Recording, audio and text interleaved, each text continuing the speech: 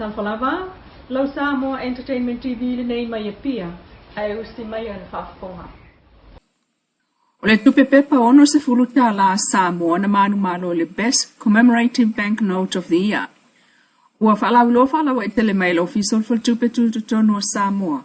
Le whaalinga mai le Delaru le tu matila mai o le ono se fuluta la pepa Samoa. Iona fōlinga ai o le talaanga. O le Delaru o le kampania ngafa ma le ngau singa o elemeni whaona ponei po o awala e malu pui pui a maiaini o loa. Ae o whailo ilo mo fi whaatawa inga e tusa o le selau wha se furu o tunau. O lo o whaapa a ngātu i alatou faltupe tu tonu ma pisinisi. O le Delaru o le kampania peretani e engelani lona ofisa tu tonu. Peitai. Nei loa ane le vaenga o le kampania le Delaru lana HPS po le High Security Printing i Sri Lanka. Le ma fo o le talaanga o le tupe pepa ono sfulta la Samoa. Malata o vatulo ia ile whailonga o le Best Commemorative Banknote o le tausanga. Ai maise o le whailonga ina o le ono sfulta usanga o le tuto o tasi o Samoa malona talafa solpito. Ua whaatulanga mai ia ile pito i luma. O le tupe le ata o le fionga fiame na o mi mata afa. O le pale mieta maita i mua o Samoa. E whailonga ile ono sfulta usanga o le tuto o tasi. Ai o le tupito i tua o le tupe pepa lava lea ono sfutala. O lo oilo atuai le ata o le fionga fia me mata afa whamuina mulinu ule lua. Le pale mia mua o Samoa i le taime o le lua i tuto o tasi o Samoa i le awhiva se lawana lua. Ma ave ai o se whaata ita inga mata ina i le lalulangi le ata o le tamaa ma le awhafine wala umia ni tofinga pale mia ai maise o le mua ma le luna ono sfulota o sanga. O le tupe pepa lea sa tutusi, whaatulanga, malo mia le kampania le Delaru, ua iai le poto whaapitoa le ngau singa o tupe, iona i tu uma e saunga le muai, e au fiai le filo moana mea mata, e ilo ai o le tupe moni, ma elemeni e ilo ngau fiai le isi tupe aliliu, ma sanga tulanga ese ma iai lava le tupe lea ono sfuta la pepa Samoa, mae o le si itia o le tulanga o le tupe pepa lea Samoa, ua bea ai o se tasi o tupe sili le lalulangi, pe ona ta ua le tamaitai kovana o le faltupe ma iava atalina ainu u.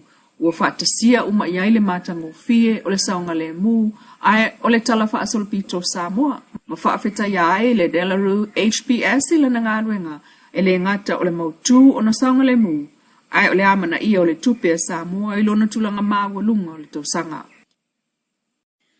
E leisa isi o le malo na fio ani i whafo e tali le savali fi le mu. Na taunu uantu iai i luma maota o le malo i le elfou i le vai sonei. O le savali e whaali e tuai lo la tau langlongoina. O le whaamuta o fitawa inga o lo tupu le vau i sala elu Hamasi Palestina. Ai o le ipotia le talamua o le taliane le sui palemia tuala Iosefo Ponifasio i sui o le komiti na o atu iai. Se e fesili mo se whautuanga ma le mtanga ruenga o le vai fafo. Peita i e tolu i tula o whaatali e lea i lava. Masau no aile suil komiti, i lungo le lipoti, le sunga tani ato ai loa. Mo se whainga malo tem kalasi pe o Samoa, sa whaapea luane se isi o le malo e talia le lato savali, ma whai iai se lato whai unga. O le petition po le talo sanga whai whaatasi i lungo le social media, e silia i le afe tangata na sainia, malangolango e se vaenga o lo ia sinia i le atunu e pe on lipotia, peitai.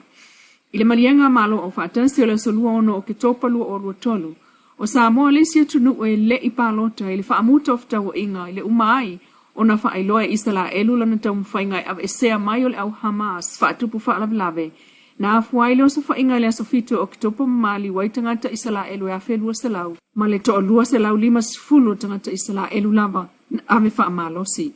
I le lipoti lava leo whaamanatuane ai e komiti i le malo o Samoa lana whaamtalanga i le General Assembly whaatau ia Ukraine. Le asamomua mati lua o lua. E tali tonu Samoa i awala e maua le saunga le mu, le maua pea o tangata, o le tausia le o le file mu maamana i etu la fono wha le vau malo. Masa noai misto i loa i lungo le lipote le talamua o le itufo i le na, o lo tamwhai atu iai, o le wha malo si a watu le malo ina i alangolango le wha atupuina o le file mu i so seitu, ma le wha amuta o wha atawa inga le vau Palestina ma isala elu. This poem is for the children in Palestine, and I wish to give peace for them. I see so many children, sad, hungry, hurt, and unloved. I see so many children crying for help, calling for love.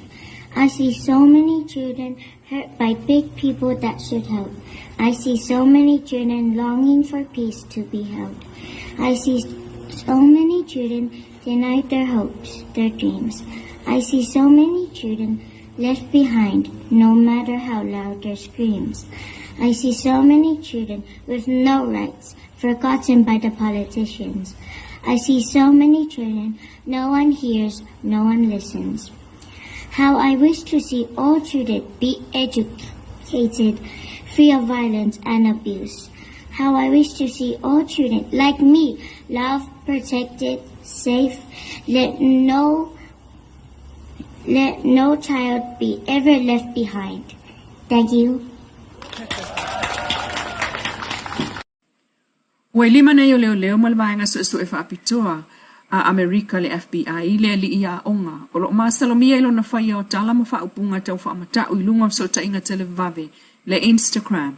O le whiautus tu sia o ta ua o le li ilia iaila na whana mai o le aluane ile a onga mai e pe o na ta ua le pule le Officer Homeland Security sa mana vea i lunga o le KVC KTV.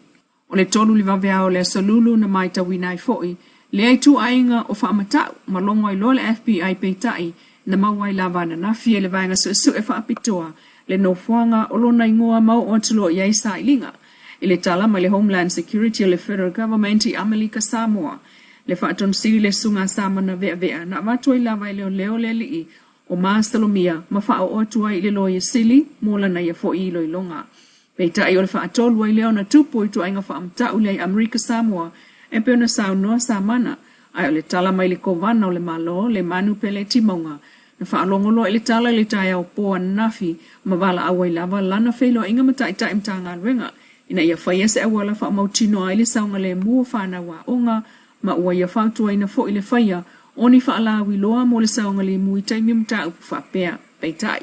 Uofo mai el whaatono le Homeland Security sa mana le mawhaio na o atolona officer e whaatino na whaalawi loa mai ia whautua ina ai mātua e tatau o nai loa ele matua le ngau yoinga alana tama onga ma le mea o iai taimi le aso ai a whaia le ai watau nei loa. O le saunga le mua whanau ai o tangata umai le territory o lo ave iai le whaataua a le official puipuinga lau tele. Wala tele tolu a whe tangata iai mana o ngatu mau i Samoa o manuia i tupe tai masina ma maua le lantou se lau tala al tangata. O le wha me alo whafau le ana whaatoa amatali o sa vaenga o le atina ina o tangata soifua e peo na ave iai le whaataua al whainga malua le whasina ua tula i mai peitai.